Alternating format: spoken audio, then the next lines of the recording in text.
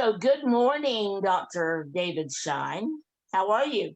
I am doing just fine, Sandy. Thank you. We've had a chance to talk before we went live, and I know you're doing great also, and that's wonderful. It is wonderful. So, I look forward every week since my retirement. I don't get to see a lot of people, and this is a great thing for me. So, Dr. David Shine is going to talk to us about saving America. It's his podcast. And each week we are live here on Facebook as well as on all of the other um, podcast platforms. So Dr. John, each week we talk about what's in the news, we talk about what are the rumors, and then we talk about the facts. With all that's going on, what are just the facts? So we're going to start this morning with the news. You say, hey, and that's your final answer. And if anybody's been paying attention to the news since the election, or since the 20th, you'll know that Biden has already shut down the Keystone Pipeline, which was very expensive, $8 billion with a B dollars. So talk about that. That's in the news right now. So what's going on with that? Yes, it is. Well, this is an unfortunate development, and it's something that Biden did very quickly. Obama, Biden's, Democratic predecessor, vacillated over the Keystone Pipeline. At some points, he said, "Well, we're going to do it." Other points, he said, "Not." Eventually, he bowed to leftist pressure and decided not to approve it. Trump ran on a platform that said that he would immediately authorize the Keystone Pipeline, which he did. And something to appreciate here is that this has a huge impact on our neighbors to the north. Canada has a wealth of resources, but because of the geography of Canada, they need to get them out of Canada in order to make economic progress with the resources. So the idea of the Keystone Pipeline is it takes Canadian oil, 830,000 barrels a day, 830,000 barrels a day, and brings it through the middle of the United States via pipeline, which for the record is the safest way to move oil. The safest way to move oil and natural gas is via pipeline. Once the darn thing is finished, the economic impact is tremendous. The environmental impact is absolutely minimal, despite what some of the fake media and the crazies are saying about it. It's something that many of us throughout the United States live with pipelines every single day. If your house has a natural gas, you have a pipeline in your yard. And you have a pipeline in the street near you or the easement behind your house in order to get the natural gas from a bigger pipeline into your house to provide you economic and effective natural gas for heat as we go through the winter months. Even here in Houston, we have to use the heat occasionally. And natural gas is the best substance that we have right now for doing that. So it's very unfortunate. They spent about, as you said, Sandy, about $8 billion so far developing the pipeline. As far as I understand, it's actually working. They've actually got resources moving through the pipeline. They are in the process of building another stint on the pipeline. I don't quite understand all of that. I know more than I'm going to talk about because we don't need to talk about it. But basically what I don't understand is whether Biden's executive order will stop the extension or will stop the whole pipeline. Also, given the incredible investment and the fact that the pipeline is basically ready to use, I don't know that Biden has the authority to stop the pipeline. So I expect that'll be in court very, very quickly. But it immediately resulted in the layoff of 1,000 people were immediately laid off. It also deprives the American economy of an estimated 10,000 permanent jobs at a time when America desperately needs to get back to work, with approximately 10 million Americans presently unemployed and looking for work. So this was a horrible decision on the part of Biden. Now, his cover story is, oh, well, we're worried about climate change and all that. Well, guess what? That oil is going to get produced. It's going to get burned. It's going to contribute to the environment. Would you rather have it done in the United States, where we have the most extensive pollution controls in the entire world? Or how about the alternative, which is that oil will go to China, the biggest polluter in the world? And to keep in mind also that many of us throughout the United States, with a few exceptions, have enjoyed very low gasoline prices because America, guess what, is energy independent for the first time in about 30 or 40 years. And it's a very, very important thing to America's security that we be energy independent. And it sure has been nice to fill up for gasoline that has been as cheap as $1.55 a gallon. And I filled up the other day at $1.93 a gallon. So the point is that this is going to significantly increase petroleum costs. And the question is, who is most impacted in the United States when the price of a gallon of gasoline goes up? Are the middle class and the wealthy going to miss a meal? No, I don't think so. But what about the people in rural America? What about the people who are in the low income group but need to drive a car to get to work? This is not good news for Americans. And I'm going to talk some more about inflation in a minute, but it is a bad decision and an inflationary decision. And again, it doesn't do anything for climate change. So that's what's in the news today. Wow, that's big. And most people don't, me included, don't understand all there is about the Keystone Pipeline and what happens and all the ramifications of closing it or shutting it down. So thank you for clarifying all that. That is one of our, that's a big one in the news right now. Well, the weakest link. Goodbye. And so with all that's in the news, we of course always have the rumors. And this is one of my favorite of your topics because it's like, there's just so many rumors. I don't know how you decide which one, but today you're going to talk about the incarcerated illegal aliens and they're being released. Many of them are criminals. So how is this going to happen and what's going to happen here? Well, this is a very scary decision. And honestly, I miscued even on Biden. I had estimated that Biden, who I don't think is inherently a far left operator, I'm not quite sure. His first week in office shows him really kneeling down and kissing the feet of the far left. And this is yet another example of that. And it does portend very, very poorly for his administration.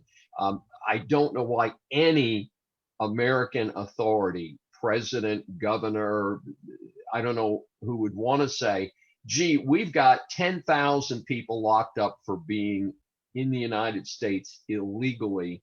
70% of them, I didn't make this number up. This is not some right-wing conspiracy number. This is from the people who actually have the people locked up, Immigration and Customs Enforcement, ICE. And so ICE says over 70% of them are criminals, are either waiting to stand trial for a crime or have already been convicted. And I can't think of a single reason on earth why we need these people to be released in the United States. Now, you want to put them on a bus and ship them back to another country, wherever they came from, be my guest. But in terms of letting them loose, it is bad for Americans. It is bad for safety of our population. And again, who are the people most likely to be impacted by crime? People who live in nice neighborhoods, maybe neighborhoods with guards and extensive extra police patrols, or people living in low income neighborhoods where a lot of bad people tend to hang out because the rent's lower there. Guess what? Yeah. So I think this is a very bad decision. What I'm hearing, and this is where the rumor part comes in, is that the ICE people are saying they don't really know how to do that because the question is, does Biden actually have the authority to violate federal law to tell them to let these people loose when federal law dictates that they be held until they are either formally tried and put in prison or until they are deported from the country. So the good news, as I understand it at this moment, is that the order has not yet been affected because they don't know how to do it. That's the rumor.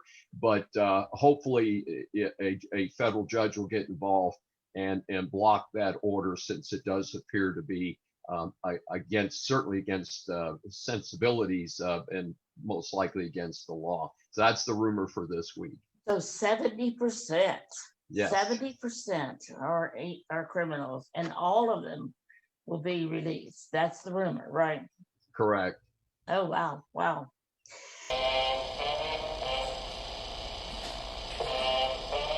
Just the facts, ma'am. Well, let's hope that rumor may not be completely accurate. So we'll go with now to the facts. So what are the facts? Let's talk about that Biden keeps pushing for that $1.9 trillion court barrel stimulus bill. And that means printing more money, so which that hurts us, it hurts our economy. So what are the facts about this huge amount of money being used as a stimulus bill? Well, first of all, the major concern that I have is that it is what I call the pork barrel stimulus bill. It is not targeted to help the people in the most need. And frankly, I think the stimulus that they put through in December with Trump's help was probably poorly designed also. So it's not necessarily I'm banging on Biden about this, but I want to point out the hypocrisy of the people that are promoting this. First of all, Trump asked for a stimulus bill last summer, and he pled for it, and he argued for it. And the infamous lobotomized Nancy Pelosi said, well, I'm not going to let this come up for a vote, because she knew that it would pass because her constituents wanted it. So she held off until after the election. And then they put through this bill, why Trump is a lame duck, that is going to hurt the economy. It's part of a $3 trillion bill. So you keep hearing 900 billion was the stimulus part, but it was a $3 trillion bill. So they're spending money like a bunch of crazy people, a bunch of drunks up there. And then they want to say, come back and then say, oh, but we really need more stimulus. So we need $1.9 trillion. First of all, I don't know how anybody comes up with a number like that. But one of the things I do know is that this bill is full of pork. It's you can make bacon off just the residue of this bill, and it needs to be stopped. Fortunately, the Republicans are pretty close to 50-50 in the House. They are 50-50 with one vote missing in the Senate, and they are saying, guys, this is really not a good idea. And I'm hoping a couple Democratic senators will agree. But part of my concern is we're talking about doing this with borrowed money. And Janet Yellen was just confirmed as the new Secretary of the Treasury. And I think Yellen is probably a reasonably competent individual. But I've got some real concerns because she's out there yelling and hollering and saying, look, money's cheap right now. Who cares about $1.9 trillion? Let's go ahead and do it and stimulate the economy. So the stock market actually went up. The problem is all good things must come to an end. And when you borrow money, no matter what happens in life, you have to pay it back. And one of the problems with the US debt is that periodically it has to be refinanced. You have to sell new bonds to replace old bonds that you've paid off. And guess what? Interest rates are at historic lows, mostly artificially due to Fed stimulus for so many years, starting with the the recession that started under George W. Bush continued all the way through the Obama administration, ended briefly during the Trump administration, but then they didn't raise rates like they should have. So, and of course, about the time they would start to raise rates was last February when we ran into the COVID pandemic and the economy tanked. So they said, oh, but we can't raise interest rates now. So it is a clearly false concept that just because money is cheap this week, that we should go out and borrow even more money after all of the deficit spending that we've done. What does that lead to? It leads to the number one devastation of an economy, and that is called inflation. And folks, I remember the 70s. I remember the failed administration of Jimmy Carter. Yes, good old Jimmy Carter. What was his bugaboo? He couldn't control inflation. So we can get back, and I think the Biden administration, with killing the Keystone Pipeline, flooding the country with illegal aliens, cutting off sensible programs, and continuing deficit spending, this is a package designed to suddenly cause inflation. Who loses money in inflation? Poor people. That dollar loaf of bread becomes a $1.50 loaf of bread. That $2 gallon of gasoline becomes a $3 gallon of gasoline, and on and on and on. And there's no end in sight. And it is very difficult to control inflation. It took 10 years for the United States to bring inflation under control last time that we had a severe inflation crisis from the 1970s. And I'm not just blaming Jimmy Carter. He inherited high inflation. He couldn't deal with it. He did his best, and I don't fault him for that. But I'm just saying that once it starts, it's extremely difficult to control. And I think we need to be very careful out there. So I oppose the new stimulus bill. I do not impose very targeted relief for the people who need it the most. This is not the bill, at least the bill that they've got on the table. And that's what's in the news today. Oh my gosh, those are the facts. And those are scary facts. Yes, scary facts. Yeah. So thank you very much, Dr. Shine, for delivering this great message for today. Very appropriate, very timely. And we'll be back again next week with Saving America. And at that time, Dr. Shine has a special guest, Beverly Barrett, who is also a professor at the University of St. Thomas and one of his colleagues.